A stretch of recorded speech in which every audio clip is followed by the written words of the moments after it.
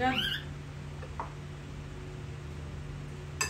تجربه انا جربتها، وتعالوا نجربها مع بعض ونوريكم عملناها ازاي. يا الرسول نسمي بسم الله. تجربه انا اول مره هعملها. انا عارف ان الكسكسي بيتعمل بالدقيق العادي، انما ده سميد بسبوسه، دي بسبوسه زي ما تسموه بقى. احنا هنعمل هنا تجربه بقى ربنا يستر.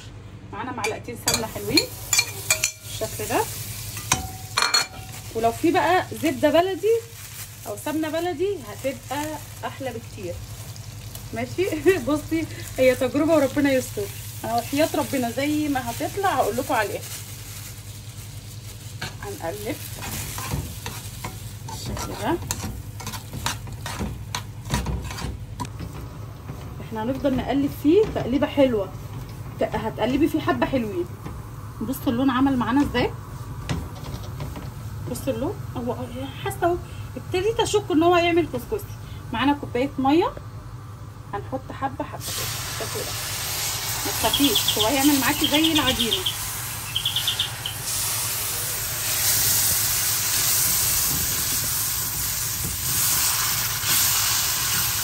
هيتكتل معاكي، هيعمل كتل معاكي بالشكل ده، ما تخافيش منه، وهيرجع يفك تاني معانا.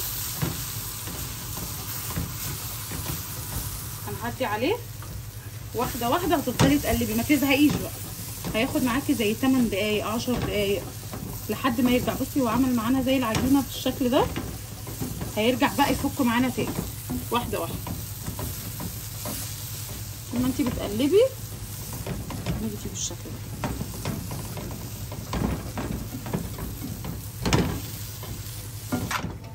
بصي ابتدى يفك معانا واحده واحده، هيفك معاكي بالشكل ده. صدقوا شكله ابتدى يبقى كسكسي حسب الطعم بقى، ربنا يستر. يعني احنا طول الوقت ده فاكرين ان الكسكسي بيتعمل من الدقيق، وفي الاخر يطلع بسبوسه بيضحك علينا. اهو بقى كسكسي وحياة ربنا اهو. تفضلي بصي لما حطينا عليه الميه كان كتل كتل اهو. اهو بقى بالشكل ده، بالشكل ده. تعالى بقى احنا هندوقه من غير اي اضافات، من غير سكر، من غير لبن. في الاول طعم كسكسي. بصي بالشكل ده، بص قرب، بص بالشكل ده. وحياة ربنا كسكسي بجد. احنا كان بيضحك علينا ازاي. طب تعالى نجربه باللبن. تعالى هنجرب باللبن. معلقه سكر حلوه مش كتير يعني حسب الرغبه بقى. حط حبه لبن بس برضو في طعم البسبوسه على فكره. لا في طعم البسبوسه.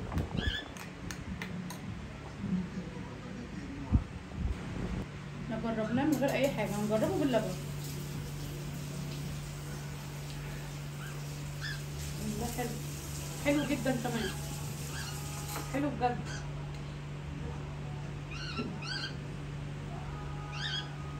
كسكسي ايه السهوله دي؟